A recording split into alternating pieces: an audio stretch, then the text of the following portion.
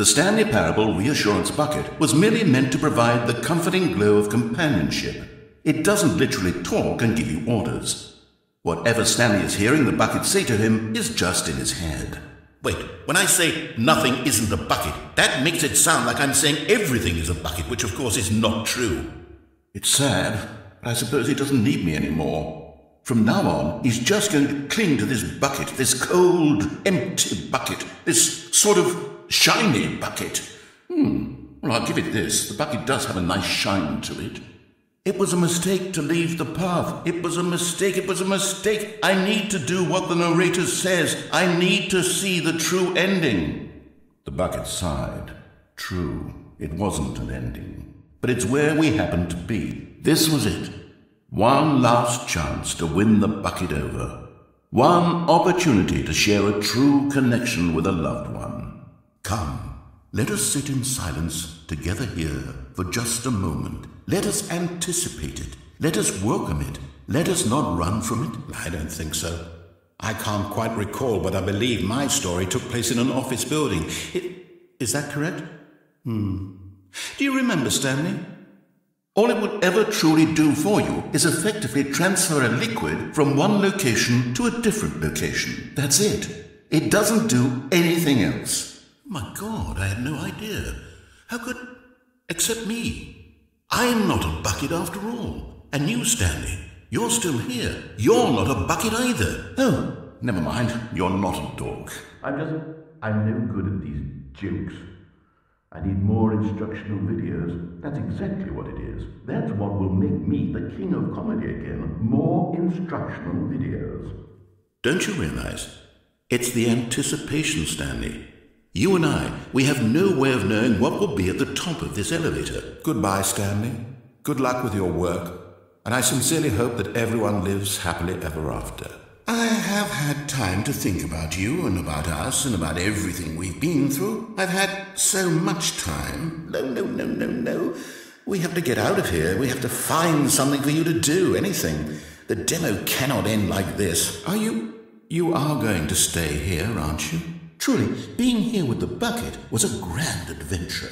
Stanley reflected on all they'd been through together. First, walking through the door on the right, then walking to the lounge, then arriving at the lounge. What a thrilling journey the bucket had inspired. What? Really? I was in the middle of something. Do you have zero consideration for others? Are you that convinced that I want something bad to happen to you? Preferably something with walls. Something with nice, big, insurmountable walls.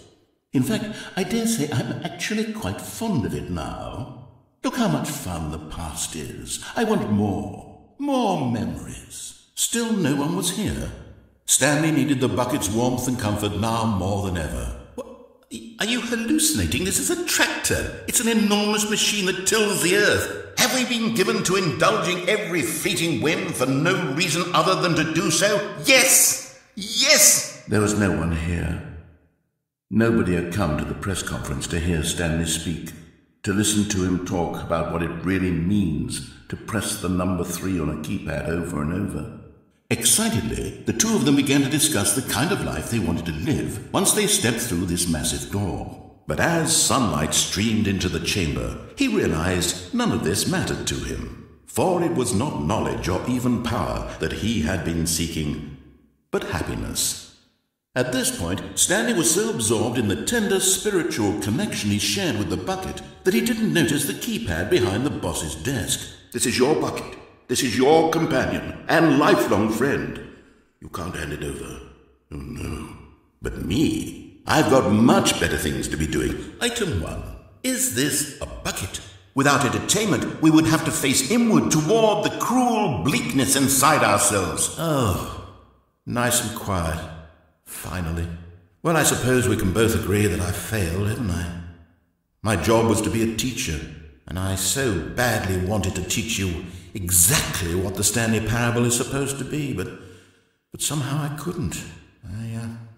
Well, at any rate, I don't know if I care for the Stanley Parable anymore.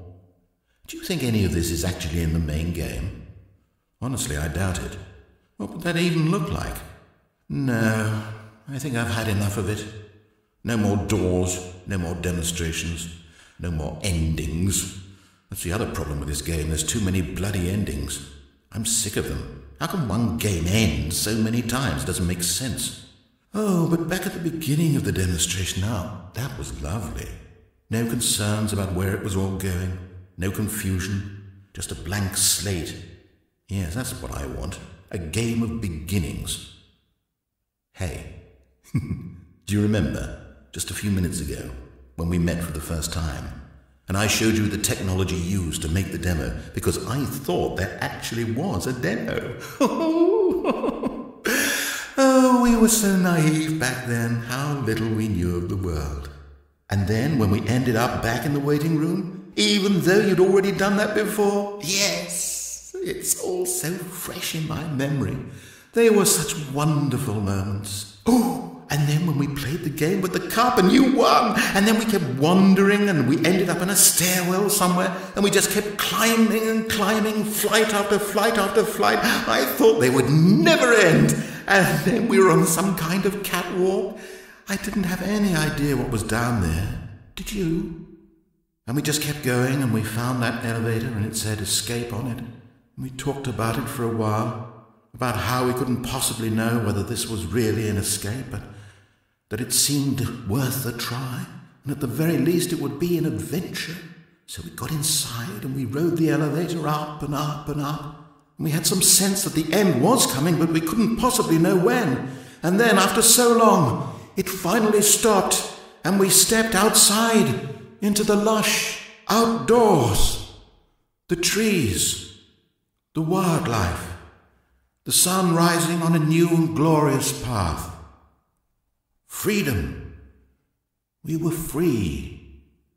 There was nothing to think, nothing to know, simply us being right there in the moment. Wasn't it so beautiful? Wasn't that moment so singularly, piercingly beautiful? We were free.